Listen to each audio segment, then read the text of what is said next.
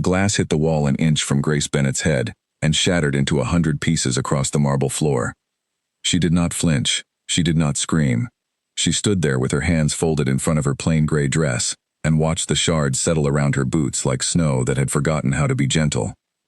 "Pick it up," said the man in the wheelchair by the window. His voice was low and rough, the voice of someone who had spent 3 years being angry at a body that no longer obeyed him.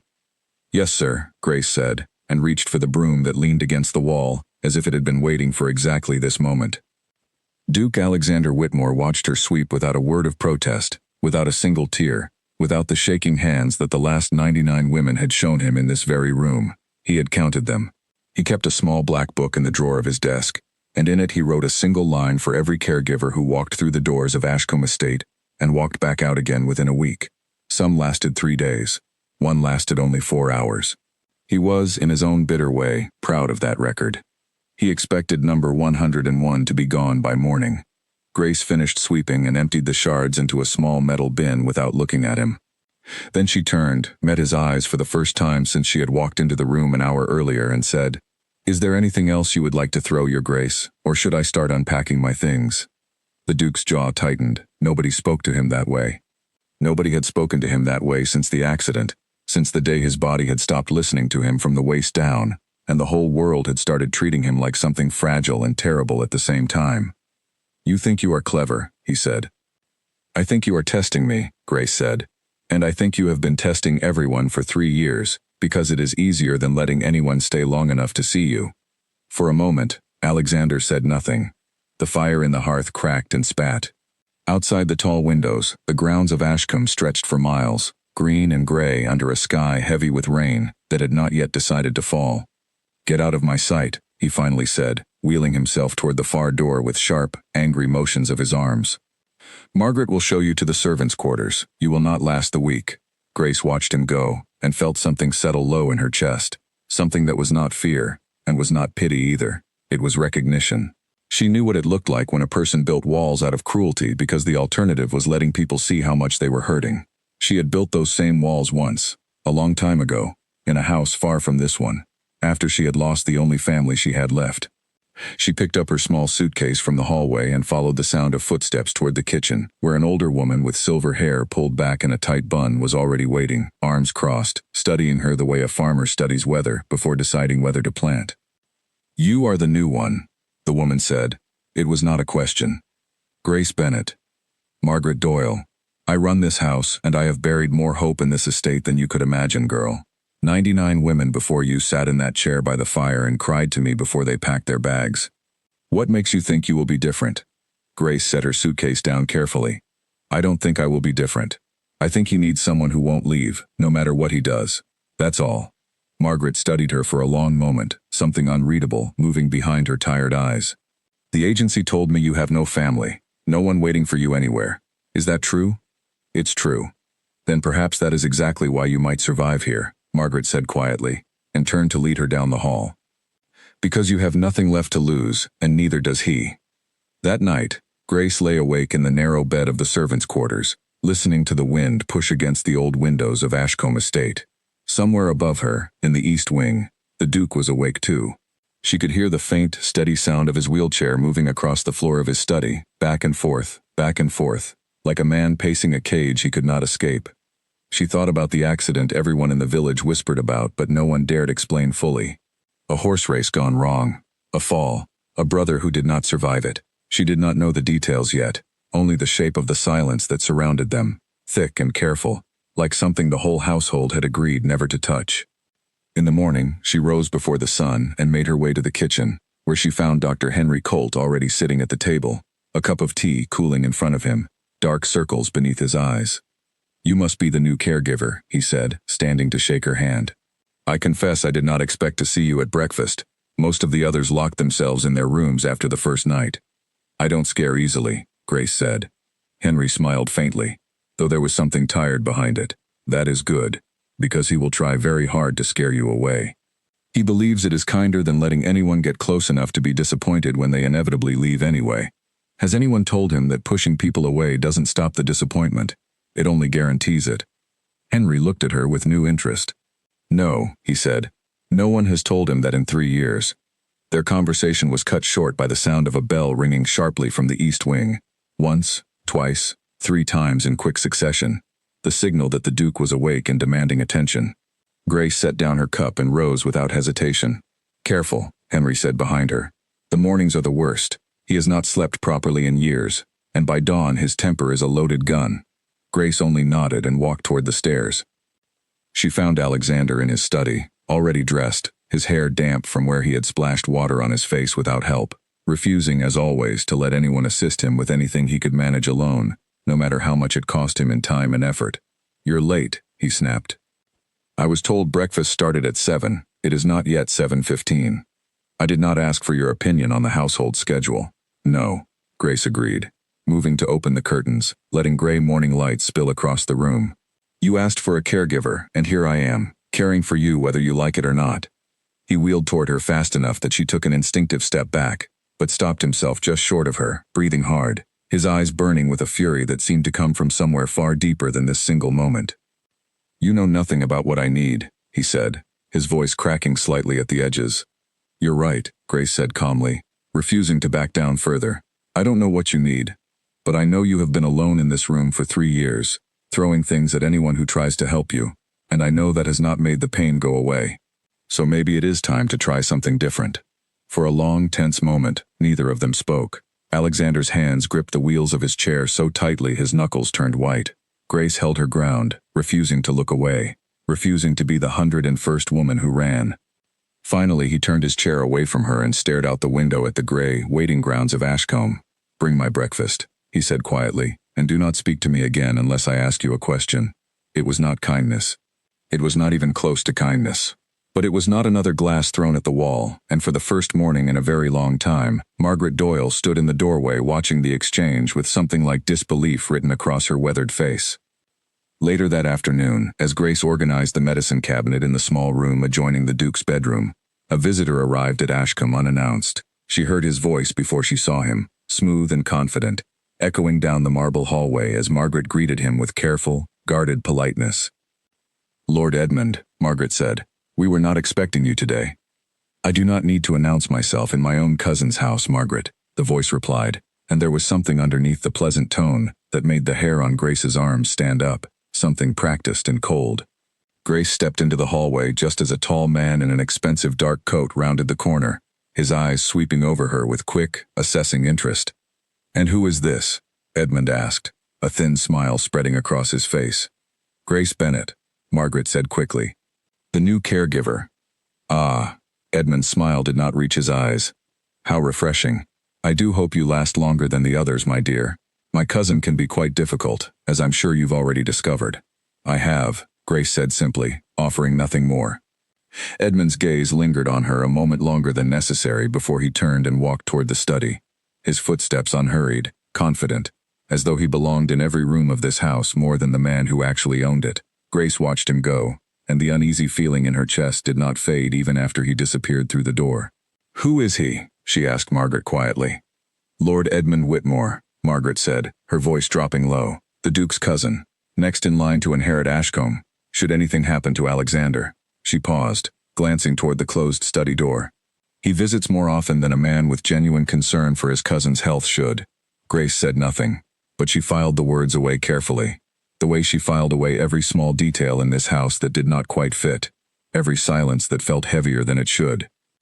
That evening, after Edmund had left and the halls of Ashcombe had gone quiet again, Grace brought the Duke his evening medication, and found him sitting by the fire, staring into the flames with an expression she had not seen on him before. Not anger. Something closer to exhaustion, closer to grief. "You may leave the tray," he said, without looking at her. Grace set it down but did not immediately go. "Was it a difficult visit?" she asked. Alexander's eyes flicked to her, sharp and wary. "I told you not to ask me questions." "You did," Grace agreed. "I'm asking anyway." Something flickered across his face, something that might have been surprise, or might have been the faintest crack in the wall he had spent 3 years building. He looked back at the fire, and for a long moment, the only sound in the room was the crackle of burning wood. "Every visit with my cousin is difficult," he finally said, so quietly she almost missed it. "Good night, Miss Bennet." It was the first time he had used her name. Grace walked out of the study and closed the door softly behind her, and for the first time since arriving at Ashcombe Estate, she allowed herself a small, private smile. She did not know yet what waited for her in the weeks ahead, the secrets buried in ledgers and locked drawers, the danger circling closer with every visit from Lord Edmund, or how deeply her own guarded heart would come to be tangled with the broken, furious man in the wheelchair by the fire. She only knew one thing for certain as she made her way back to the servants' quarters that night, past the shattered glass that had already been swept away and forgotten by everyone in the house except her. She was not leaving. By the end of her second week at Ashcombe Estate, Grace Bennet had learned the shape of the Duke's anger, the way a sailor learns the moods of the sea. She knew that mornings were the worst, when the pain in his back had settled overnight into a stiff, burning ache that no medicine fully touched. She knew that afternoons brought a strange, restless quiet, when he would stare out the tall windows of his study for hours, watching the horses in the distant paddock that he could no longer ride. And she knew that evenings, after the sun went down and the house grew still, were when his guard slipped the most, when small pieces of the man he used to be flickered through the cracks in his armor. She had stopped flinching at his outbursts. She had learned to move through his study calmly, refilling his water glass, adjusting his blankets, answering his sharp questions with steady, even replies that gave him nothing to grab onto and throw back at her. And slowly, without either of them quite naming it, a routine had formed between them, fragile as new ice on a pond, but real. "You are still here," Alexander said one morning, watching her arrange fresh flowers in the vase by his window. It was not quite a question. "I am," Grace said simply. 2 weeks, that is longer than anyone since the accident. "I noticed you keep count," Grace said, glancing at him. "There's a little black book in your desk drawer, isn't there? With a line for every woman who left." His eyes narrowed. "You've been going through my things." "No," Grace said calmly. "Margaret told me. She said you like to know exactly how many people have given up on you. I imagine it feels safer than hoping someone might not." Alexander's jaw tightened, but he said nothing, which Grace had come to understand was, for him, a kind of surrender. That afternoon, while the Duke rested, Margaret found Grace in the kitchen peeling vegetables for the evening meal, and sat down across from her with a heavy sigh, the kind that carried the weight of years. "You've done something none of the others managed," Margaret said. "He let you stay in the room this morning while Dr. Colt examined him. He has never allowed that before. Always sends everyone out except Henry." "He didn't say anything about it," Grace said. "He wouldn't. That's not how he works. But I've been in this house since before his father died, Grace, and I know what it means when he stops fighting you every second of every day. It means something in him is starting to trust you, even if he'd rather cut off his own hand than admit it." Grace set down the knife and looked at the older woman carefully. "What happened to him, Margaret? The accident. No one will tell me the full story." Margaret's face grew shadowed, and for a long moment she said nothing, her hands folding and unfolding in her lap. "It is not my story to tell," she finally said, "but I will say this. Whatever guilt sits on that man's shoulders, it is heavier than his legs ever were. Give him time. He will tell you himself, when he is ready. If he is ever ready." The conversation stayed with Grace through the rest of the day, a quiet weight settling in her chest as she moved through her duties. She thought of the way Alexander's eyes sometimes drifted to the portrait above the fireplace in the great hall, a painting of 2 young men on horseback, laughing, the wind catching their dark hair. She had asked Margaret once who the second man was. Margaret had only shaken her head and walked away. That evening, Lord Edmund Whitmore returned to Ashcombe Estate, his carriage rolling up the long gravel drive just as the last light faded from the sky. Grace was in the hallway near the study when she heard his voice, smooth and pleasant on the surface, drift toward her from the sitting room, where he had cornered Dr. Colt near the window.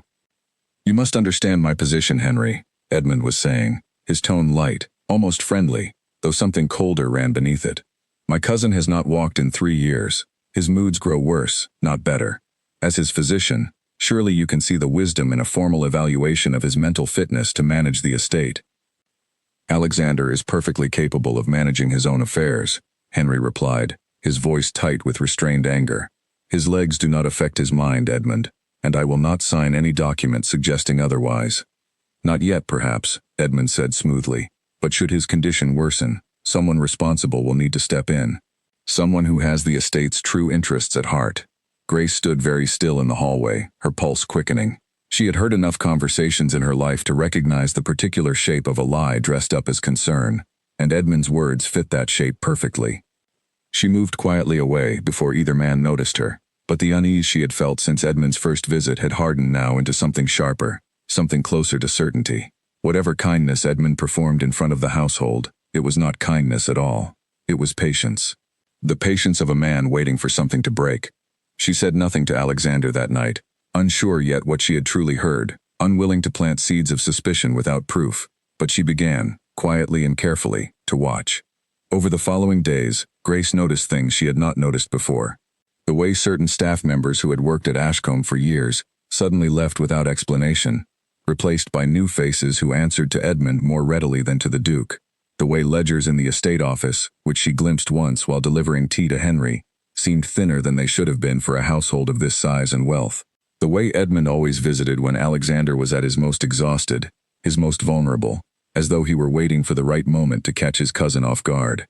She kept her observations to herself, turning them over carefully in her mind each night before sleep, piecing together a puzzle whose full shape she could not yet see. Meanwhile, her relationship with Alexander continued to shift in small, quiet ways. He began asking her opinion on small matters, the arrangement of his study, the timing of his meals, though he always followed the questions with sharp reminders that her opinion mattered little to him. He began, too, to let his guard down in brief, unguarded moments Grace treasured though she never let him see how much they meant to her. One evening, as rain hammered against the windows of Ashcombe Estate, Grace found him sitting alone in the dark, having refused the servant's offer to light the lamps. She entered without asking permission, struck a match, and lit the candles on the mantel, one by one, filling the room with soft golden light. "I did not ask for light," Alexander said, though there was no real anger in his voice, only a tired sort of resignation. "No," Grace agreed. "But sitting in the dark won't make the pain go away, Your Grace. It will only make it harder to see anything else." He looked at her then, really looked at her, in a way he had not before, his sharp eyes searching her face, as though trying to solve a riddle he did not fully understand. "Why do you stay?" he asked quietly. "Everyone else runs. Why haven't you?" Grace considered the question carefully before answering, choosing her words with the same care she chose everything in this house. "Because running is easy," she said. "And I think you already know how easy it is to lose people that way. I would rather stay and be difficult than leave and be forgotten." Something shifted in Alexander's face, something raw and unguarded, gone almost as quickly as it appeared, replaced by the familiar mask of cool distance. But Grace had seen it, and she knew he had let her see it, even if only for a heartbeat. "Good night, Miss Bennet," he said softly. "Good night," she replied, and left him with the candles burning steady against the dark. She did not know, as she walked back through the quiet halls of Ashcombe that night, that Edmund Whitmore stood in the shadow of the east wing staircase, watching her pass with narrowed, calculating eyes, already turning over new plans in his mind, plans that would soon place Grace directly in his path, and in his way. The next morning brought a change in the weather and a change in the household as well. Grace woke before dawn to the sound of raised voices coming from the estate office below her window, and by the time she dressed and made her way downstairs, she found Margaret standing outside the closed door, her face pale, her hands twisted together in front of her apron. "What's happened?" Grace asked. "2 of the stable hands were let go this morning," Margaret said quietly. "Told to pack their things and leave before breakfast. Men who have worked here for 6 years, Grace. Good, honest men. Who let them go?" Margaret's eyes flicked toward the closed office door. "Lord Edmund arranged it through the estate solicitor last night, before he left. Said the household needed to cut costs, but those men were paid a fair wage, nothing extravagant. It makes no sense unless—" She stopped herself, glancing around as though the walls themselves might carry her words back to the wrong ears. "Unless what?" Grace pressed gently. "Unless someone wanted fewer loyal eyes watching what happens on this estate," Margaret finished, so quietly Grace almost had to read the words from her lips rather than hear them. Grace filed this away with everything else, a growing collection of small, troubling pieces that refused to form a complete picture, though the shape of something wrong was becoming harder and harder to ignore. She found Alexander later that morning in a foul temper, his breakfast untouched, his eyes shadowed from a sleepless night. When she asked, carefully, whether he knew about the dismissed stable hands, his expression darkened further. "Edmund manages certain financial matters for the estate," he said stiffly. "It is not something you need concern yourself with." "They were good men," Grace said. "Margaret says they served this house loyally for years." "I am aware of what Margaret says," Alexander snapped. though there was something uncertain beneath the sharpness of his tone, something that told Grace this decision troubled him more than he wanted to admit. "Leave it, Miss Bennet." She did leave it, at least in conversation, but the unease in her chest only deepened as the days went on, and she found herself watching Edmund Whitmore's visits with increasingly careful eyes, counting the days between them, noting who he spoke with, what papers he carried in and carried out again, and the particular, patient smile he wore whenever Alexander's temper flared in front of him, as though every outburst were simply more proof for whatever argument he was quietly building. By the end of that second week, Grace understood two things with growing certainty. The first was that Duke Alexander Whitmore, beneath every sharp word and every thrown glass, was a man drowning in guilt so heavy it had convinced him he deserved to suffer alone. The second was that his cousin Edmund was not merely waiting patiently for an inheritance that would come naturally in time. He was building something, quietly, carefully. And Grace intended to find out exactly what it was before it was too late for the man she had begun, against every careful instinct she possessed, to care for. The storm rolled in hard that night, rattling the old windows of Ashcombe Estate, until the whole house seemed to groan under the weight of the wind. Grace had just finished settling the Duke's evening medication tray when a crack of thunder shook the study, so loud and sudden that Alexander's wheelchair jolted backward, his hands gripping the wheels white-knuckled, his breathing suddenly ragged and fast. "Your Grace?" Grace moved toward him quickly, alarmed by the change that had come over him in an instant, his face drained of color, his eyes fixed somewhere far away, somewhere that was not this room at all. "Get away from me," he said, but his voice was different now, thin and strained, nothing like his usual sharp commands. Alexander. It was the first time she had used his name without the title, and it seemed to cut through whatever storm was raging inside him, if only slightly. "Look at me. You're at Ashcombe. You're safe." His eyes found hers slowly, as though pulling himself back from somewhere very far away, and for a long moment he simply stared at her, his chest heaving, his hands trembling against the wheels of his chair. "It was raining," he finally said, his voice barely above a whisper. "That day, it was raining just like this." Grace knelt beside his chair, close enough to see the sheen of sweat on his forehead, close enough to understand that whatever wall he had built around himself for 3 years had just cracked wide open, whether he wanted it to or not. "Tell me," she said softly. "Please, Alexander, tell me what happened." For a long moment, she thought he would refuse, would retreat back behind his anger, the way he always did. But the storm outside seemed to have stripped something away from him, some final layer of defense, and when he spoke again, his voice was hollow and raw.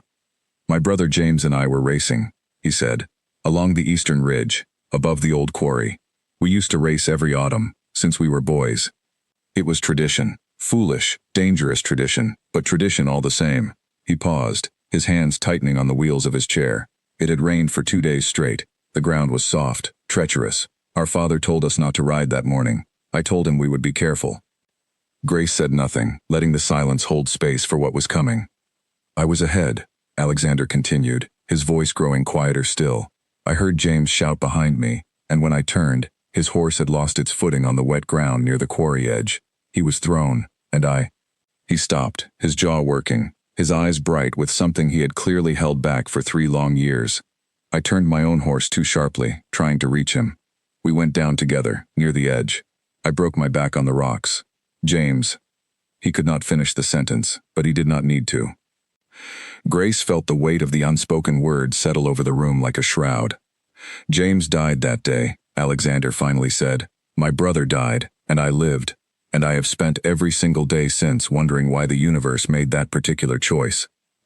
Why I am the one still breathing, still able to think, still able to feel every single thing I lost, while he simply—" His voice broke entirely, and for the first time since Grace had arrived at Ashcombe Estate, she watched the Duke's carefully constructed composure shatter completely. She did not move to comfort him with empty words.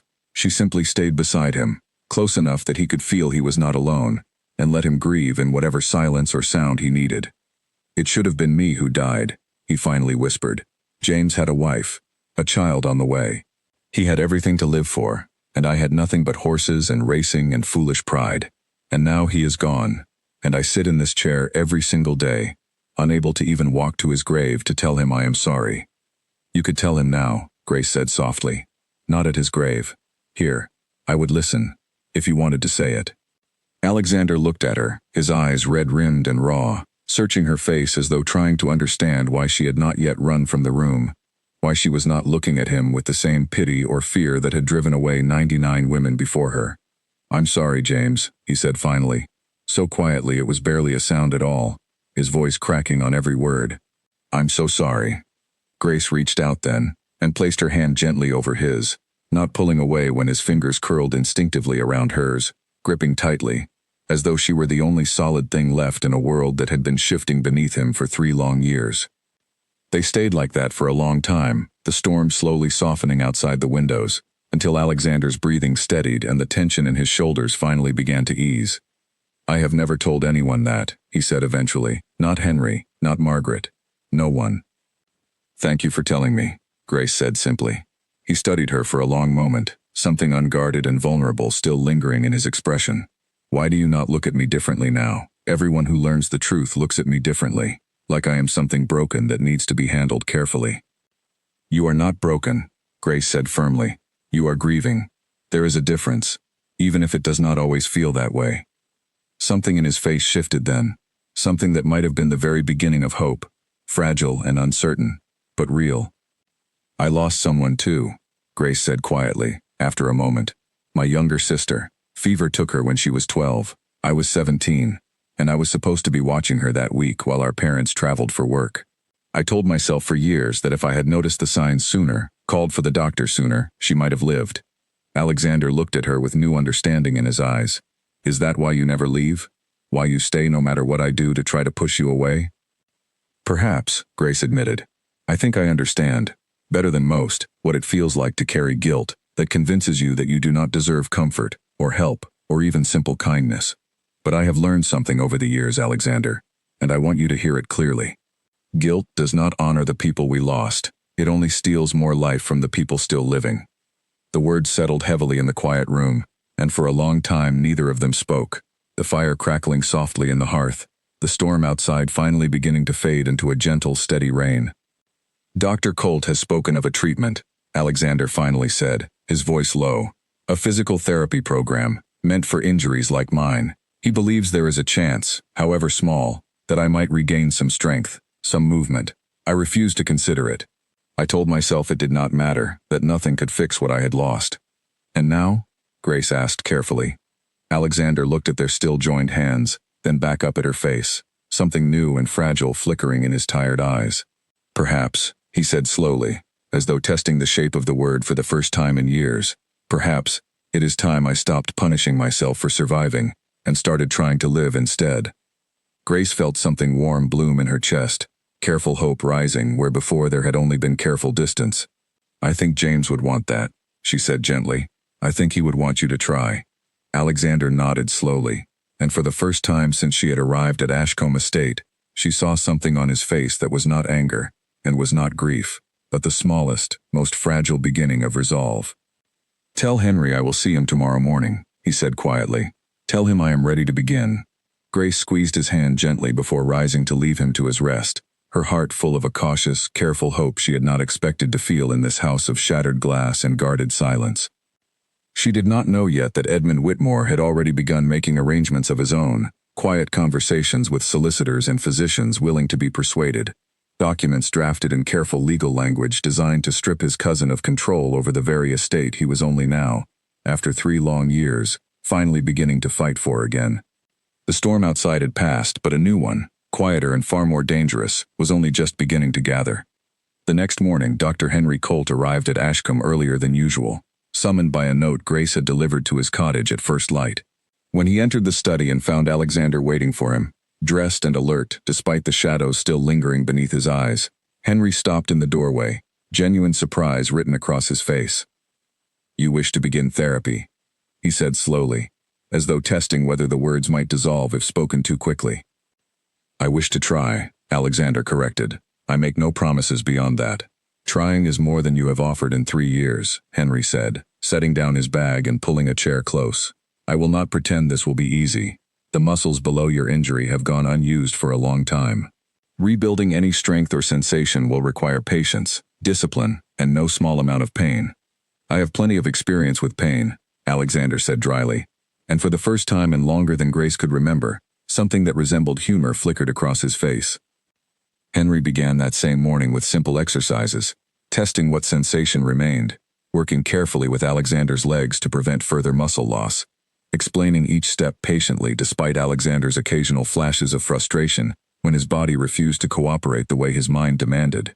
Grace stayed nearby throughout the session, not hovering but present, refilling water glasses, adjusting pillows, offering quiet encouragement whenever Alexander's temper threatened to flare against his own limitations rather than at the people trying to help him.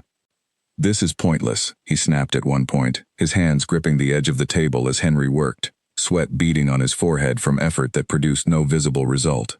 "I feel nothing, nothing at all." "Progress in cases like yours is often invisible at first," Henry said patiently. "It happens in the nerves, in the smallest fibers of muscle, long before it shows itself in movement you can see or feel. This is only the beginning, Alexander. You must trust the process, even when it gives you nothing to hold on to yet." Alexander's jaw tightened, and for a moment Grace feared he would abandon the effort entirely, retreat back into the safety of his anger, where nothing more could be asked of him, and nothing more could disappoint him. But his eyes found hers across the room, and something in her steady, patient expression seemed to anchor him. "Continue," he said quietly, and Henry did. The session lasted nearly an hour, and by the end of it, Alexander's face was pale with exhaustion, his shoulders trembling slightly from strain, but he had not once asked Henry to stop. When it was finally over, he allowed Grace to help him back into his wheelchair, an act of trust he had never permitted before, always insisting on managing every transfer himself no matter how much it cost him in time and pain. "Same time tomorrow," Henry said, gathering his instruments. "And Alexander, I mean this sincerely. Whatever brought you to this decision, I am glad of it." After Henry left, Alexander sat quietly by the window for a long while, watching the rain-soaked grounds of Ashcombe glisten under a pale, watery sun. Grace busied herself tidying the room, giving him the space to sit with his own thoughts until he finally spoke. "You wrote to Henry this morning," he said, "before I woke. Before I had even decided for certain that I would go through with it." "I did," Grace admitted, not bothering to deny it. "How did you know I would agree?" Grace considered the question carefully. "I didn't know for certain," she said, "but I hoped, and I thought it was worth having Henry ready, in case hope turned out to be enough." Alexander looked at her for a long moment, something complicated moving behind his tired eyes, gratitude tangled together with something that looked almost like fear. The fear of a man who had spent 3 years protecting himself by expecting nothing, and was only now beginning to understand the risk of allowing himself to want something again. "Thank you," he said quietly, and the words seemed to cost him something significant to say aloud. Meanwhile, in the village nearest to Ashcombe Estate, Lord Edmund Whitmore sat across a small table from a solicitor named Franklin Reyes, a folder of documents spread between them, a bottle of expensive wine only partially finished at Edmund's elbow. "The physician remains stubbornly loyal," Edmund said, tapping one finger against the folder. "He will not sign anything suggesting my cousin is unfit, no matter how I frame the request. There are other physicians," Franklin said carefully, "willing to provide the necessary assessment for the right compensation." "See that it is arranged discreetly," Edmund said. "The household staff grows harder to manage by the week. That new caregiver in particular seems to have far too much influence over my cousin's decisions lately. I do not like it." "Shall I look into her background?" Franklin asked. Edmund considered this for a moment, swirling the wine in his glass, his expression thoughtful and cold. "Yes," he finally said. "Everyone has something in their past worth finding, given enough patience. Find hers." Franklin nodded and made a note in his own private ledger, and outside the small tavern window, the last light of afternoon faded slowly into the gathering dusk, carrying with it the quiet, patient machinery of a plan that had already begun turning, long before anyone at Ashcombe Estate suspected just how far Edmund Whitmore was willing to go to claim what he believed should have been his all along. 3 weeks passed, and slowly, painstakingly, something began to change within the walls of Ashcombe Estate. Alexander's daily sessions with Henry continued without interruption, and though progress remained slow, small victories began to accumulate. A flicker of sensation returned to his left leg. The ability to shift his weight slightly without assistance. Small things, perhaps, to anyone who had not watched him struggle for 3 long years, but to Grace, who witnessed every session, every quiet moment of frustration and determination, they felt like miracles. Alexander himself seemed a different man in those weeks, not transformed entirely, still sharp-tongued on difficult mornings, still prone to flashes of old anger when the pain grew too heavy to bear silently. But something had shifted beneath the surface. A willingness to try that had not existed before Grace arrived, a fragile thread of hope he allowed himself to hold on to a little more tightly each day.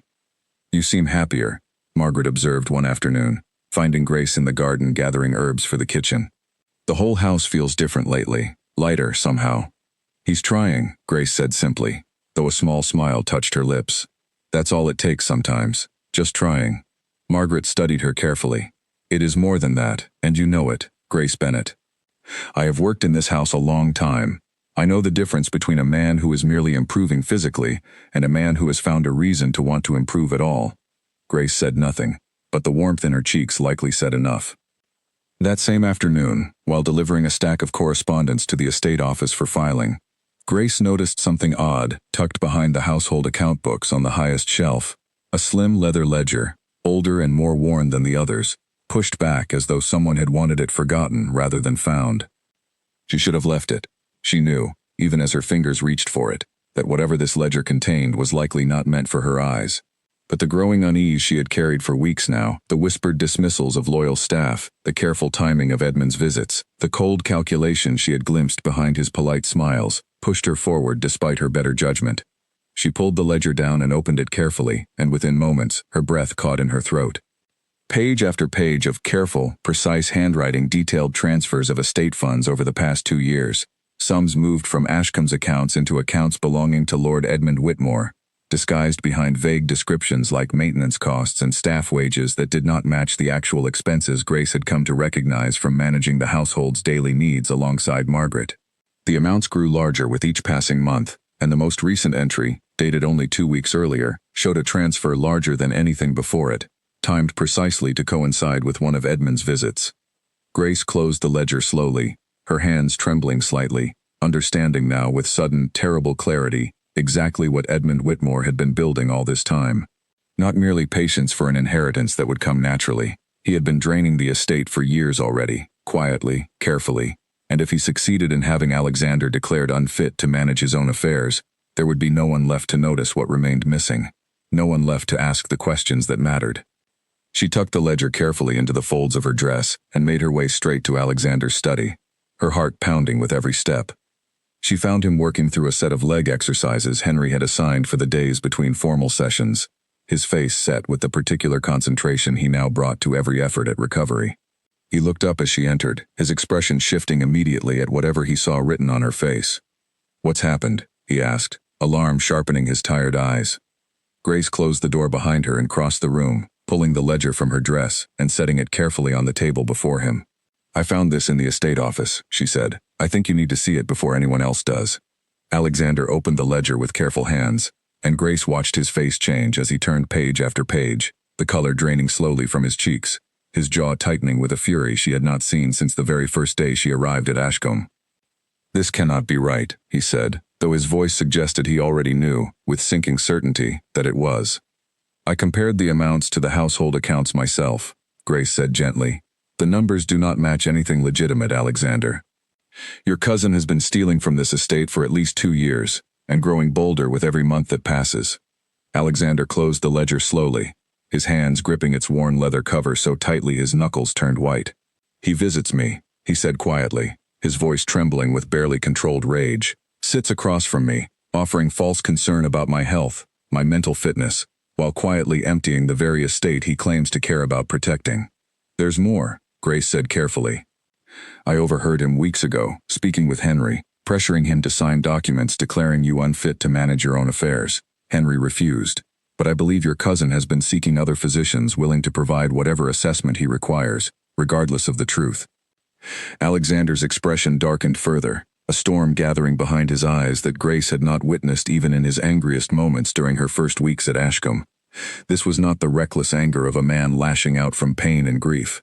This was something colder, sharper, the anger of a man realizing that everything he had been slowly rebuilding, his health, his hope, his fragile new sense of purpose, had been under quiet, calculated threat the entire time. "He wants to have me declared incompetent," Alexander said slowly, working through the implications with growing horror, "so he can seize control of the estate before anyone notices what he has already stolen. and continue stealing without any obstacle standing in his way. That is my belief as well, Grace said quietly. Alexander was silent for a long moment, staring down at the damning ledger in his lap, and when he finally looked up at Grace again, something had changed in his expression, a fierce, determined resolve, replacing the horror of moments before. "We cannot act rashly," he said. "If Edmund realizes we know, he may destroy further evidence, or accelerate whatever plans he has already set in motion. We must be careful, and we must be thorough." "What do you want to do?" Grace asked. "I want to fight for what remains of this estate," Alexander said, his voice steady despite everything. "For my staff, for the memory of my father who built this place, and for James, who should have inherited it himself one day, had things gone differently." He paused, his eyes finding Grace's with something warm and grateful beneath the anger. "And I could not do any of it without you, Grace. You realize that, don't you?" "You would have found the ledger eventually," Grace said softly. "Perhaps," Alexander admitted. "But I would not have had the strength to fight for any of it, not truly, if you had not given me a reason to want to keep fighting in the first place." Outside the study windows, evening settled slowly over the grounds of Ashcombe Estate, the same grounds Edmund Whitmore had begun to imagine as entirely his own. But within those walls a quiet alliance had formed, fragile perhaps, but determined, between a duke finally ready to reclaim his life and the caregiver who had refused, from the very first day, to leave his side. That night, after the household had gone quiet, Alexander summoned Margaret and Henry to his study, and together the four of them sat around the fire, the damning ledger spread open on the table between them, plans forming slowly in the careful, quiet way that people build defenses against something dangerous. "We need proof beyond this ledger alone," Henry said, studying the entries carefully. "Edmund is careful. He will claim the ledger was fabricated, or that the transfers were legitimate business he has not yet had opportunity to explain. We need something undeniable." "The estate solicitor," Margaret said suddenly. "Franklin Reyes handles most of the family's legal matters these days, since old Mr. Whitfield retired. If Edmund is arranging documents to have Alexander declared unfit, Reyes will know something of it." "Reyes answers to Edmund's coin more readily than to honesty," Alexander said grimly. "He will not simply hand over evidence against his own client." "Perhaps not willingly," Grace said, an idea forming slowly in her mind. "But every man who takes bribes keeps records of his own, if only to protect himself should things ever go wrong. If we could find a way to see his private files—" "That would require someone he does not suspect," Henry said, "someone with a legitimate reason to visit his office without raising alarm." All eyes in the room turned slowly toward Margaret, who straightened in her chair with sudden understanding. "My sister's husband handles deliveries for half the solicitors' offices in the village," she said. "I could visit under the excuse of family business easily enough, and no one would think twice of it." "It's dangerous," Alexander said, though Grace could see the flicker of hope in his eyes at the possibility of solid, undeniable proof. "If Edmund discovers what we're doing before we're ready to act, he may move against us faster than we can prepare." "I have served this family for 30 years, Margaret said firmly. "I did not survive your father's temper and your grandmother's iron rules only to grow timid now, watching a thief try to steal what does not belong to him. I will go tomorrow." The plan settled among them slowly, each person understanding their role in the careful, dangerous work ahead. Henry would continue Alexander's therapy sessions as though nothing had changed, maintaining the appearance of ordinary routine for anyone watching from outside. Margaret would seek what evidence she could from Franklin Reyes's office, and Grace would continue watching, listening, gathering whatever small details the household staff let slip in unguarded moments, piecing together the full shape of Edmund's scheme before he had any reason to suspect they knew. "And what of me?" Alexander asked, a note of frustration creeping into his voice. "I am meant to simply sit here, useless, while everyone else risks themselves on my behalf?" "You are meant to keep growing stronger," Grace said gently, placing a hand on his shoulder. "Because when the moment comes to face your cousin directly, Alexander, you will need every ounce of strength you can gather, not just of body, but of will. That is not nothing. That is everything." He looked up at her, something fierce and grateful passing between them, and nodded slowly, accepting the role assigned to him even though every instinct in his proud, stubborn nature rebelled against sitting quietly while others took the risks. The following days passed in careful, quiet tension. Margaret returned from her visit to the solicitor's office with a small, triumphant smile, and a folded paper tucked carefully into her apron pocket. A partial copy of correspondence between Edmund and a physician in the neighboring county. A man willing, for sufficient payment, to sign whatever medical assessment Edmund required regarding his cousin's mental fitness. It was not complete proof, not yet, but it was another thread in the growing rope they were carefully weaving, strong enough, they hoped, to eventually bind Edmund's schemes tightly enough that he could not slip free of them.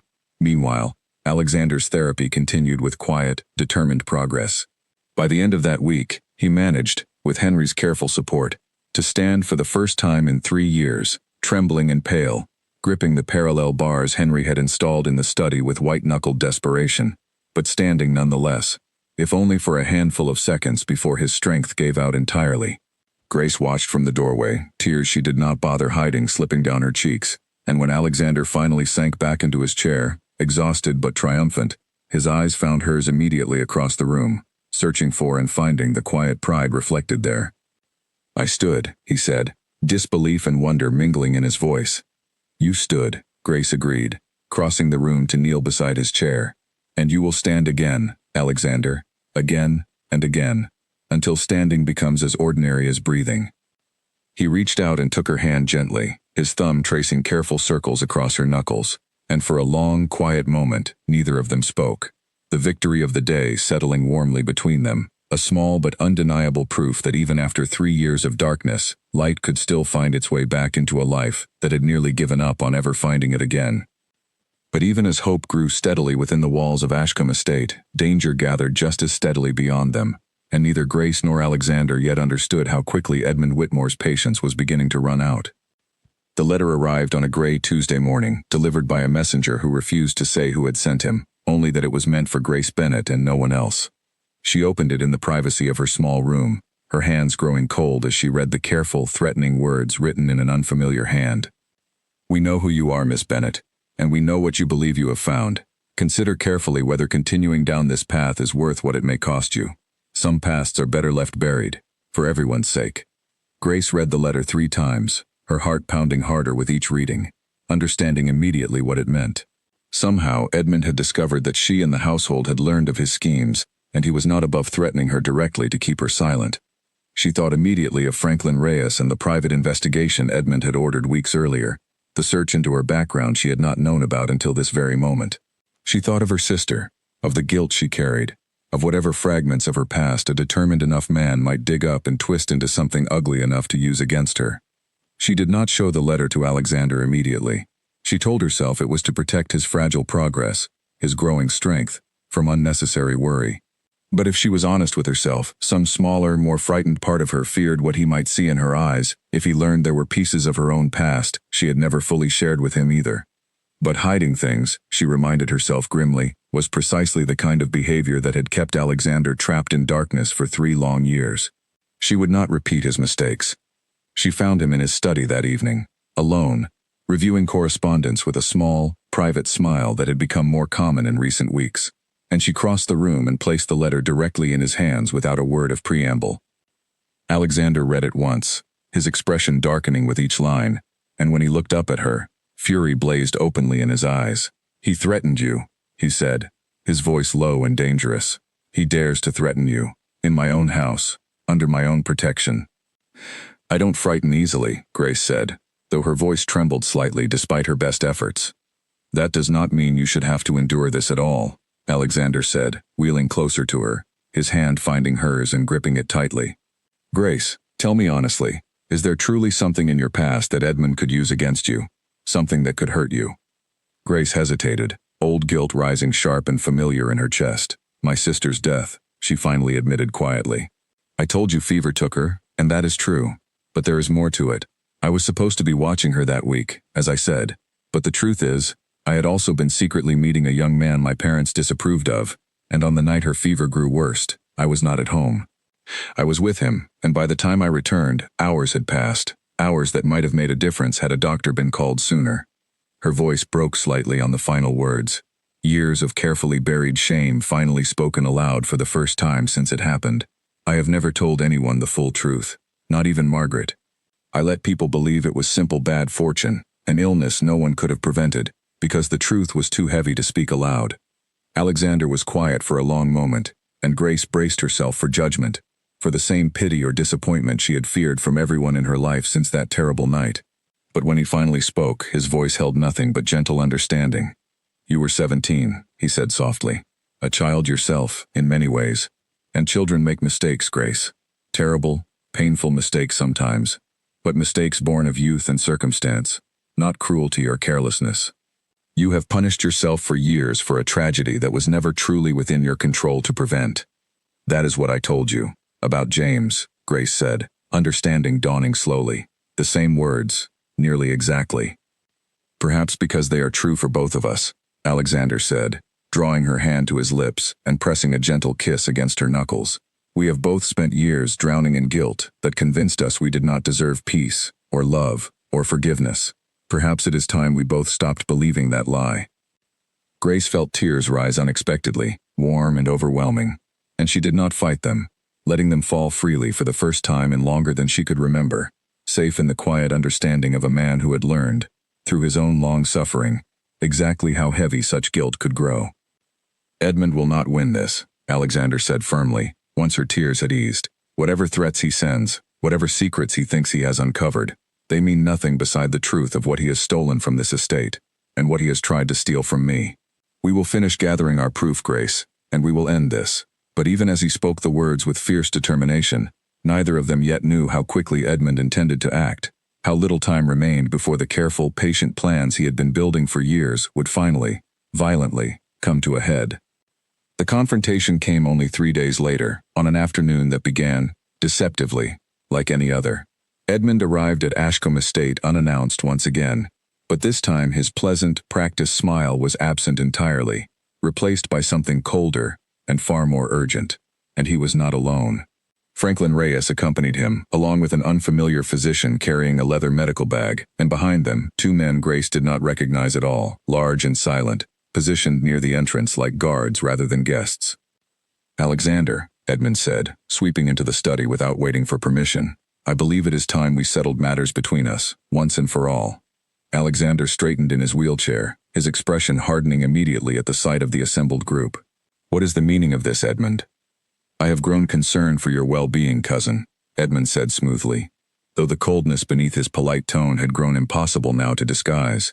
"Your continued decline, both physical and mental, has left this estate vulnerable to mismanagement.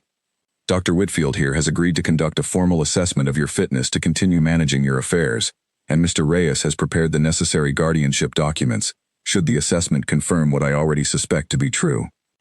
"You will assess nothing," Alexander said, his voice steady and cold with fury, "because I am neither incompetent nor unfit, and I know precisely what you have been doing to this estate for the past 2 years, Edmund." Grace found your ledger. "We know about the funds you have stolen, the loyal staff you dismissed to remove witnesses, and the bribes you have paid to secure false medical assessments against me." For a fraction of a second, something flickered across Edmund's carefully composed face, surprise perhaps, or the first genuine flash of fear he had shown since arriving. But he recovered quickly, his smile returning, thinner and colder than before. "Bold accusations, cousin, from a man whose own physician will confirm his declining mental state," Edmund said. "Sign the guardianship documents, Alexander, and spare yourself the indignity of a formal hearing that will only expose your condition to the entire county." "I will sign nothing," Alexander said, wheeling himself forward with sudden, fierce determination, positioning himself directly between Edmund and the desk where the damning ledger still lay, half hidden beneath a stack of ordinary correspondence. "And you, cousin, are about to discover exactly how mistaken you have been to believe that stealing my legs meant stealing my strength as well." The room fell into tense, dangerous silence, every person present understanding that whatever happened in the next few moments would determine, finally and irrevocably, who truly controlled the future of Ashcombe Estate. Grace, who had been standing near the doorway throughout the exchange, stepped forward now, her voice steady despite the fear coiling tight in her chest. "You sent me a letter, Lord Edmund," she said clearly, loud enough for everyone in the room to hear. "Threatening me, warning me to abandon my position here. I believe such an action speaks far louder about your character than anything you might claim about the Duke's fitness." Edmund's eyes snapped toward her, cold and sharp. "I do not know what you are referring to, Miss Bennet. I have sent you no letters." "Then perhaps Mr. Reyes can explain the messenger who delivered it," Grace said, turning her gaze deliberately toward the solicitor, who shifted uncomfortably under the sudden attention, sweat beading faintly at his temple despite the coolness of the room. I know nothing of any letter, Franklin Reyes said quickly, though his eyes darted nervously toward Edmund, betraying far more than his words intended. Enough of this, Edmund snapped, his composure finally cracking under the weight of accusations he had clearly not expected to face so directly. Dr. Whitfield, proceed with the assessment, now. The unfamiliar physician stepped forward hesitantly, his eyes flicking between Edmund's furious expression and Alexander's unyielding one, clearly uncomfortable with whatever role he had been paid to play in this unfolding confrontation. I will not be assessed under duress by a physician my cousin has bribed for a predetermined conclusion, Alexander said firmly, his voice carrying an authority Grace had not heard from him even in his angriest moments during her earliest weeks at Ashcombe. If you wish to challenge my fitness, Edmund, do so properly, before the county magistrate, where Mr. Reyes's correspondence and your falsified financial records can be examined by honest eyes rather than paid ones. You have no proof of anything, Edmund said, though the confidence had drained noticeably from his voice. I have a ledger detailing 2 years of stolen funds. In your own solicitor's handwriting, Alexander said. I have correspondence between yourself and Dr. Whitfield here, arranging payment for a false assessment before you had even met with me to conduct it honestly, and I have staff members, dismissed without cause, who will gladly testify to the pattern of your visits and the timing of your schemes. Edmund's face had gone pale now, the careful mask of pleasant concern he had worn for months finally crumbling entirely to reveal the calculating desperation beneath it. You cannot prove any of this holds together as anything more than coincidence and the word of servants, he said, though his voice lacked conviction. Perhaps not alone, Alexander agreed, but combined, cousin, it paints a picture no honest magistrate could ignore, and I intend to present every piece of it, publicly, unless you withdraw this ridiculous assessment immediately and return what you have stolen from this estate. The two men stared at each other across the study, years of quiet resentment and calculated ambition finally laid bare between them, and for a long, tense moment, no one in the room dared to move or speak. This is not over, Edmund finally said, his voice tight with barely controlled fury, gathering his coat around himself with sharp, angry movements. You will regret this, Alexander. I promise you that. Get out of my house, Alexander said, his voice quiet now, but carrying more weight than any shout could have managed. And do not return, Edmund, unless it is to answer for what you have done, before proper legal authority. Edmund's eyes swept the room one final time, lingering coldest of all on Grace, a silent promise of retribution written clearly in his gaze before he turned and swept from the study, Franklin Reyes and the physician hurrying uncertainly behind him, the two silent men from the entrance following without a word. The study fell into heavy silence once the sound of departing carriages had faded from the drive outside, and Alexander sagged slightly in his chair, the fierce energy that had carried him through the confrontation finally beginning to ebb, replaced by exhaustion and the lingering tension of a threat not yet fully resolved. He will not simply accept defeat, Alexander said quietly, once he had caught his breath. Edmund is not a man who surrenders easily, especially not when he has invested so much time and effort into a scheme this elaborate. Then we must move quickly, Grace said, kneeling beside his chair, her hand finding his. Before he has time to regroup, or to act on whatever threats he intends against either of us. Alexander nodded slowly, his eyes finding hers with quiet, fierce determination. Tomorrow, we take everything we have gathered to the county magistrate directly. Ledger, correspondence, witness statements. We end this properly, and publicly, before Edmund has any further opportunity to threaten you, or anyone else in this household. And if he tries something before then? Grace asked, unable to fully shake the cold promise she had seen in Edmund's departing gaze. Then he will discover, Alexander said, his voice hardening with resolve, that I am no longer the broken man who sat helplessly in this study for 3 years, waiting for the world to simply happen to me. Whatever he attempts, Grace, I will not let him harm you. That I promise you absolutely. Grace felt the weight of his words settle warmly around her heart despite the danger still hanging heavy in the air, and she leaned forward, resting her forehead gently against his, drawing strength from the steady, determined man he had become in the weeks since she first arrived at Ashcombe Estate, a man who had learned, alongside her, that surviving guilt and grief did not mean living forever in their shadow. Outside, the sun was beginning to set over the grounds of Ashcombe, painting the sky in deep shades of orange and red, and somewhere beyond the estate's boundaries, Edmund Whitmore sat in his carriage with clenched fists, and a mind already racing toward more desperate, more dangerous measures, unwilling to let 3 years of careful planning collapse in a single afternoon. The following morning would decide everything, and both Grace and Alexander knew it, sitting together in the quiet study as darkness finally settled fully over the estate, bracing themselves for whatever Edmund Whitmore might attempt before the sun rose again. Dawn broke gray and cold over Ashcombe Estate, but inside the walls of the house, purpose and determination burned far brighter than the weak morning light outside the windows. Alexander woke before Grace even entered his room, already dressed, his jaw set with the same fierce resolve that had carried him through the confrontation with Edmund the day before. "You slept poorly," Grace observed, noting the shadows beneath his eyes as she helped arrange the papers they would need for their journey into the village. "I could not stop thinking of everything that must go correctly today," Alexander admitted. One misstep, one piece of evidence the magistrate finds insufficient, and Edmund could still find a way to twist this in his favor. "We have the ledger, Margaret's evidence from Reyes's office, and now Edmund's own behavior yesterday as further proof of his desperation," Grace said, gathering the documents carefully into a leather folder. "The truth is on our side, Alexander. We simply need to present it clearly." Henry arrived shortly after, along with Margaret, both of them ready to accompany Alexander and Grace into the village, prepared to offer whatever testimony the magistrate required. The household staff gathered quietly near the entrance as the small group prepared to depart, their faces reflecting a mixture of hope and worry that mirrored the tension inside the study. "Your Grace," one of the younger maids said hesitantly, stepping forward as Alexander was helped into the carriage. "Whatever happens today, know that the staff stands behind you." "Every one of us." Alexander nodded, genuinely moved by the show of loyalty, and for a moment, the weight of the coming confrontation seemed to ease slightly beneath the warmth of the household's quiet support. The journey to the village felt longer than its actual distance, tension coiling tighter with every passing mile, until finally the carriage rolled to a stop outside the modest stone building that served as the county magistrate's office. Grace helped Alexander into his wheelchair, and together, flanked by Henry and Margaret, they made their way inside.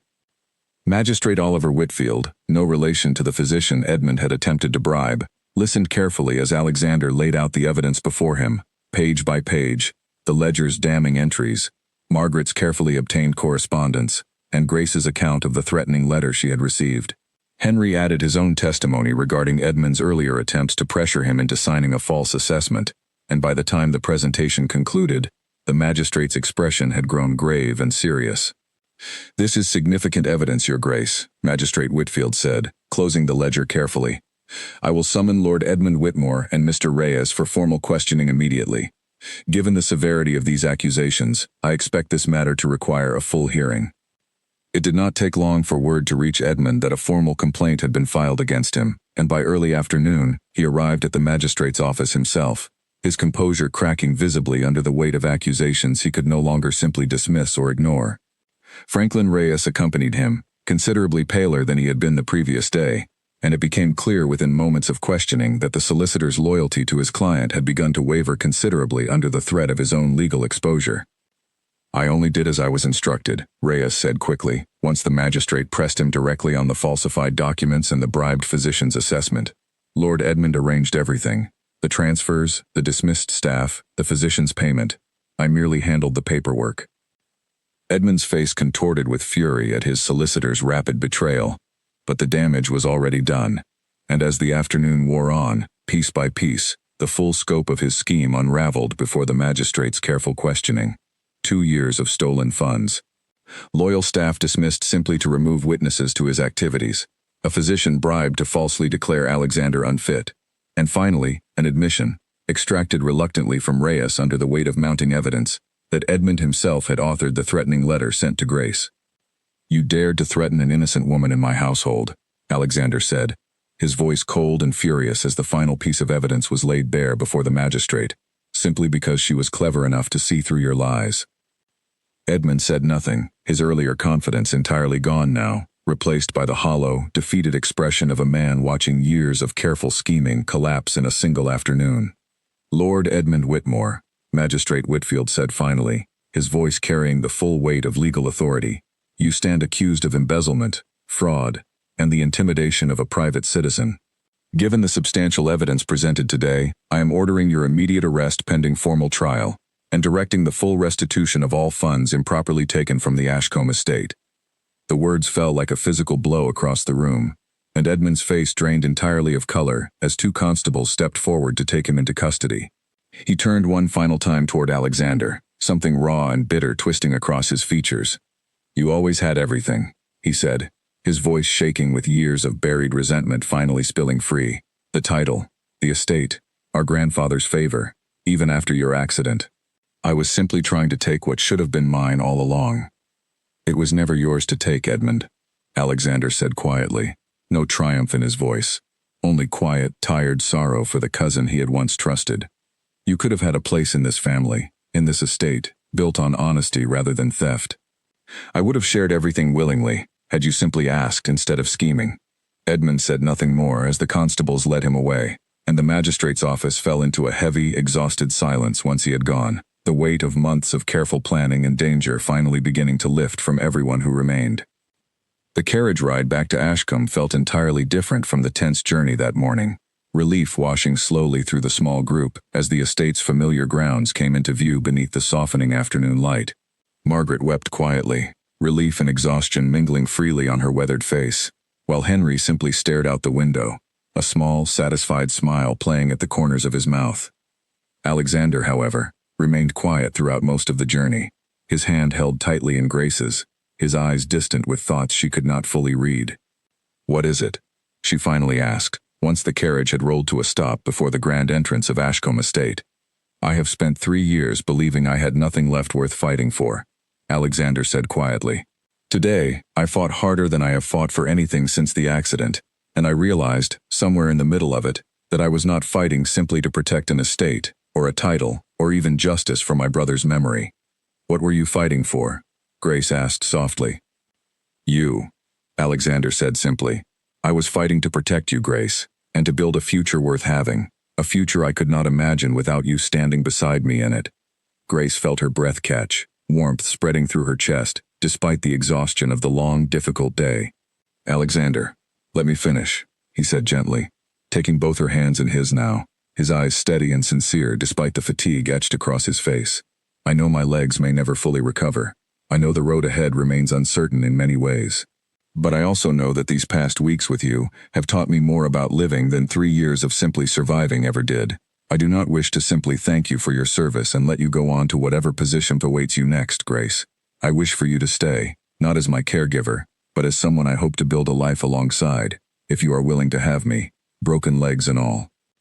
Tears slipped freely down Grace's cheeks now, and she leaned forward, pressing a gentle kiss to his forehead before resting her own against his, the quiet, steady warmth of the moment settling deep into both their hearts after so many weeks of danger and uncertainty. "I told you the first day I arrived that I was not leaving," she said softly. "I meant it then, and I mean it far more deeply now." That evening, as the household gathered for a quiet celebration in the great hall, staff and family together sharing a meal, free of the tension that had haunted Ashcombe Estate for so long, Alexander asked Henry to help him to his feet once more, gripping the parallel bars that had been permanently installed near the fireplace weeks earlier. With Grace standing close beside him, her hand steady on his arm, and the entire household watching in hushed, hopeful silence, Alexander took one careful, trembling step forward, then another, sweat beading on his forehead from the effort, but his eyes bright with something that had been entirely absent from them the day Grace first arrived. He did not walk far. A few unsteady steps, supported heavily by Grace and the bars beside him, was all his body could manage after so many months of recovery. But it was more than he had walked in 3 long years, and when he finally sank back into his chair, breathless and triumphant, the entire hall erupted into quiet, joyful applause. Margaret wept openly now, unashamed, and even Henry's careful professional composure gave way briefly to genuine, overwhelmed emotion. "You did it," Grace said softly, kneeling beside his chair, her hand cupping his face gently. "We did it," Alexander corrected, his voice thick with emotion. "Every step of this journey, Grace, from the very first day you refused to run from a glass thrown in anger, has been ours together. I could not have found my way back to any of this without you." Outside, the last light of evening faded gently over the grounds of Ashcombe Estate, the estate finally free of the shadow that had hung over it for so long, and inside, surrounded by the people who had fought alongside him through every difficult step, Duke Alexander Whitmore looked toward a future he had once believed impossible, a future built not on guilt or grief, but on the quiet, unshakable devotion of the one woman who had refused, from the very beginning, to leave his side. In the weeks that followed, the formal trial of Lord Edmund Whitmore proceeded exactly as the evidence suggested it would. Franklin Reyes, eager to lessen his own punishment, testified fully against his former client, detailing every falsified document and every bribe paid to secure Edmund's scheme. The physician who had agreed to provide a false assessment lost his license to practice entirely, and Edmund himself, stripped of both his inheritance claims and his freedom, was sentenced to several years of imprisonment for fraud and embezzlement, his name forever removed from any future claim to Ashcombe estate. The two dismissed stable hands were reinstated with full back wages, and Margaret personally oversaw the restoration of every position Edmund had eliminated during his quiet campaign to remove loyal witnesses from the household. Slowly, steadily, Ashcombe estate began returning to the thriving, well-managed home it had been before grief and greed had cast their long shadows over it. Alexander's recovery continued at its own careful pace in the months that followed. He would never regain full use of his legs, Henry explained honestly, the damage from the accident too extensive for complete restoration. But with continued therapy, and the leg braces Henry eventually introduced alongside a sturdy cane, Alexander found himself able to stand for longer periods, to move short distances independently, to attend to the estate's affairs from his feet, rather than always from his chair. More importantly than the physical progress, though, was the change that had settled over him entirely. A lightness that Margaret remarked upon almost daily, a warmth in his interactions with the household staff that had been entirely absent during the 3 long years of his isolation. He laughed more easily now. He asked after the well-being of the people around him with genuine interest rather than obligation. He had, in every way that mattered, begun truly living again, rather than simply enduring each day as it came. Grace remained at Ashcombe throughout all of it, no longer serving in any official capacity as caregiver, though she continued to support Alexander through every difficult session with Henry, every frustrating setback, every hard-won victory. Their relationship deepened steadily in the months following Edmund's arrest, quiet mornings spent walking the estate grounds together, at whatever pace Alexander's healing legs allowed, long evenings spent by the fire discussing everything from estate business to half-forgotten dreams neither of them had dared voice aloud in years. "Do you ever think of leaving?" Alexander asked her one evening, some months after Edmund's trial had concluded, as they sat together in the study that had once been the site of so much anger and isolation, now filled instead with warmth and quiet companionship. "Never," Grace said simply, and meant it completely. "Even though your position here has changed so entirely from what it once was, you are no longer employed as my caregiver, Grace. You could seek any position, any life, anywhere you chose. Grace turned to face him fully, taking his hands in hers, marveling still at how far they had both come from the guarded, wounded people they had been the day she first arrived at Ashcombe estate. "I did not stay because of a position, Alexander," she said softly.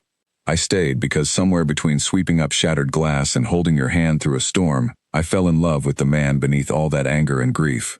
That has not changed, and it will not change, regardless of what title or role I hold within this house." Alexander's eyes softened with an emotion so deep and genuine that Grace felt her own heart swell in response, and he reached into the pocket of his coat, producing a small, simple ring that caught the firelight in a warm, golden glow. "I have carried this for 2 weeks now," he admitted, waiting for the right moment, though I suspect there may never be a moment more right than any other, given how much of our story together has already unfolded in this very room. Grace's breath caught, tears rising unbidden as understanding dawned across her face. "Grace Bennet," Alexander said, his voice steady despite the emotion trembling beneath it. "You walked into my life on a day when I believed I had nothing left worth living for, and you refused, from that very first moment, to leave my side, no matter how hard I pushed you away. You have given me back my strength, my hope, and my belief that a broken man might still build something worth having. Will you stay by my side not as my caregiver, and not simply as the woman I love, but as my wife?" Grace did not hesitate for even a single heartbeat. "Yes," she said, her voice thick with joyful tears. "Yes, Alexander. 1,000 times yes." He slid the ring gently onto her finger, and as the fire crackled warmly beside them, filling the study that had once witnessed so much pain with quiet, radiant joy instead, Grace leaned forward and kissed him softly, sealing a promise that had, in truth, begun forming between them from the very first night she had refused to run from a room full of broken glass. Word of the engagement spread quickly through Ashcombe estate, and the household staff, who had watched Grace transform their master from a bitter, isolated man into someone capable once more of laughter and hope, celebrated the news with unrestrained joy. Margaret wept happy tears for the second time in mere months, and even Henry, ever composed in his professional role, allowed himself a broad, genuine smile as he offered his heartfelt congratulations to them both. 100 women had come before Grace Bennet to Ashcombe Estate, and every single one of them had eventually packed their bags and fled from the sharp tongue and broken heart of a grieving duke who believed himself beyond saving. But Grace had seen, from that very first day, something worth staying for beneath all his pain and anger. And in choosing to remain, she had not only saved Alexander from the darkness that had nearly consumed him entirely. She had found, in a house full of shattered glass and buried secrets, the beginning of a life she had once believed impossible for herself as well. A life built not on guilt or grief, but on the quiet, unshakable strength of two broken people who had chosen, together, to finally start healing. Spring arrived at Ashcombe Estate with a warmth the grounds had not felt in years, the gardens bursting into color after a long, difficult winter, and with it came the wedding that the entire household had eagerly anticipated since the night of Alexander's proposal. Grace stood in a small room adjoining the estate's chapel, her simple ivory gown catching the morning light streaming through the tall windows, while Margaret fussed over the final arrangement of flowers pinned carefully into her hair. "I never imagined I would live to see this day," Margaret said, her voice thick with emotion, as she stepped back to admire her handiwork. "Not after everything this family endured, not after watching that poor man waste away in grief for 3 long years." "You helped save him too, Margaret," Grace said gently, reaching out to squeeze the older woman's hand. "Every one of us who stayed and fought for him played a part in bringing him back." "Perhaps," Margaret allowed, though her eyes remained bright with unshed tears. "But it was you who refused to leave that very first day, when the rest of us had long since given up hoping anyone ever would. Whatever happens from this day forward, Grace Bennet, you should know that this house owes you a debt it can never fully repay." Grace embraced the older woman warmly, gratitude swelling in her chest for the family this estate had quietly become to her, far more than any employer or household had ever offered her before arriving at Ashcombe. In the chapel, Alexander waited near the altar, standing upright with the support of his cane, Henry positioned discreetly nearby should his strength falter, though months of dedicated therapy had built enough resilience into his legs that he no longer feared collapsing entirely during moments that required him to remain on his feet. He wore a dark coat that Grace had helped select weeks earlier, and though nervousness flickered visibly across his features as he waited, nothing in his bearing resembled the bitter, broken man who had thrown a glass at a stranger's head on her very first day in this house. When Grace finally appeared in the chapel doorway, the small gathering of guests rising respectfully to their feet, Alexander's breath caught entirely, every worry and nervousness melting away beneath the overwhelming wave of love that swept through him at the sight of her. She walked toward him slowly, her eyes never leaving his, and when she finally reached his side, taking his hand in hers before the assembled witnesses, he leaned close enough to whisper words meant only for her. "You are the finest thing that has ever walked through the doors of this estate," he murmured, "and I intend to spend the rest of my life proving myself worthy of the day you refuse to leave it." Grace smiled through happy tears as the ceremony began, the vicar's familiar words washing over the small, joyful gathering, and when Alexander finally slid a golden band onto her finger beside the engagement ring he had given her months before, sealing their vows before family, friends, and the household staff who had witnessed every difficult step of their journey together, the chapel erupted into warm, heartfelt applause. The celebration that followed stretched long into the evening, tables set beneath the estate's ancient oak trees, lanterns strung between branches casting warm golden light across grounds that had witnessed so much sorrow in years past, and now, finally, witnessed genuine joy instead. Dr. Henry Colt raised the first toast of the evening, his voice thick with emotion as he spoke of watching a man he had feared might never recover, find his way back to life through the steady, unwavering devotion of the woman now standing beside him as his wife.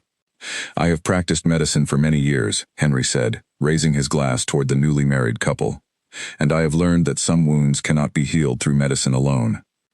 Sometimes what a broken person needs most is simply someone willing to stay, through every storm, until healing finds its own way home."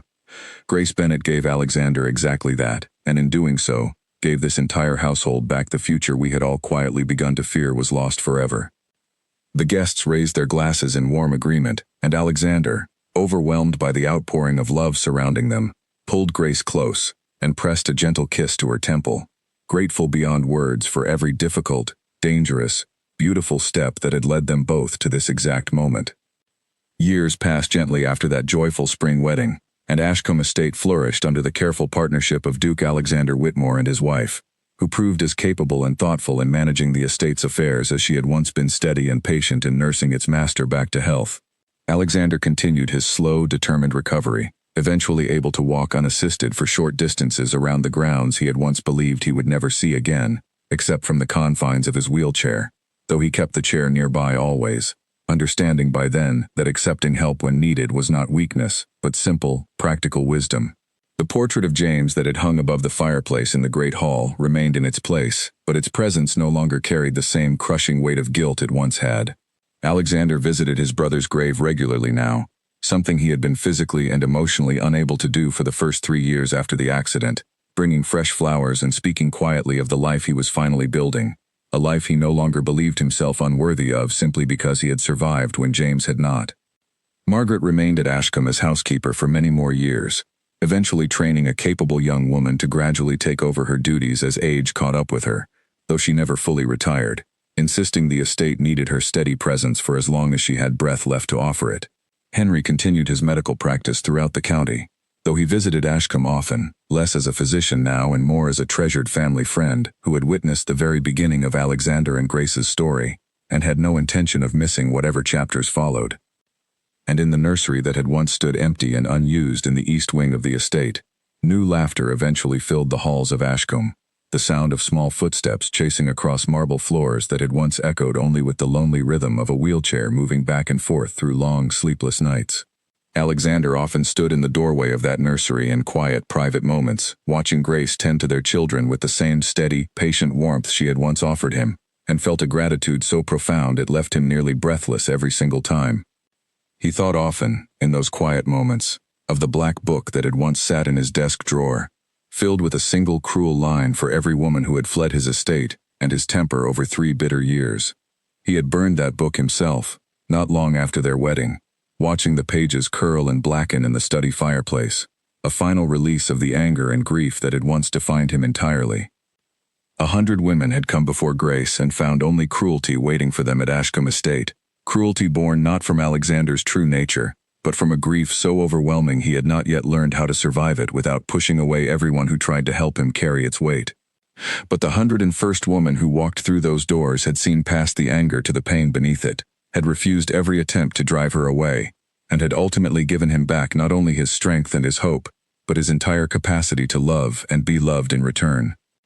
Ashcombe Estate, once a house defined by silence, suspicion, and shattered glass, became instead a home filled with warmth, laughter, and the quiet, unshakable devotion of 2 people who had found, in each other, exactly what both of them had once believed lost forever. And every evening, as the sun set golden over the grounds where Alexander had once raced his brother in careless, joyful youth, he would find his wife's hand in his, grateful beyond words that she had refused, from that very first day, to ever leave his side. Visitors to the county in later years often heard some version of the story whispered over dinner tables and in village markets, the tale of the paralyzed duke who had driven away 100 women before finally meeting one who refused to run. Some versions exaggerated the danger of Edmund's schemes, others softened the depth of Alexander's early cruelty, but the heart of the story always remained the same, passed carefully from one storyteller to the next. A grieving man, convinced he deserved nothing but solitude and pain for surviving an accident that claimed his brother's life, encountered a woman equally burdened by guilt of her own, and together, through patience, honesty, and a refusal to abandon each other even when it would have been far easier to walk away, they found their way back to a life worth living. Grace herself, when asked occasionally by curious guests at Ashcombe about those early difficult weeks, never dressed the story up with more drama than it deserved, nor did she diminish how genuinely frightening and uncertain those first days had been. She spoke honestly of the glass thrown across the study, of Alexander's sharp cruelty born from unbearable grief, of the careful, patient work it had taken to earn even the smallest flicker of trust from a man who had learned to expect abandonment from everyone who entered his life. He was not an easy man to care for in those early days, she would say, a fond, knowing smile touching her lips whenever she spoke of it. But beneath all that anger, I saw someone worth staying for.